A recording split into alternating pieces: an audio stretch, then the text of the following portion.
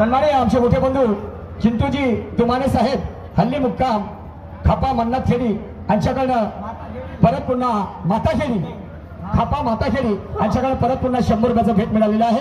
Party अत्यंत ऋणी आहे आणि म्हणून तर कोण कोणाला म्हणते बंधूनो याही पाठीमागे काहीतरी आधार आहे आणि शायरी ही अर्थानिशी होत असते. समजले की नाही? तर भीष्म पितामहाला महाभारतामध्ये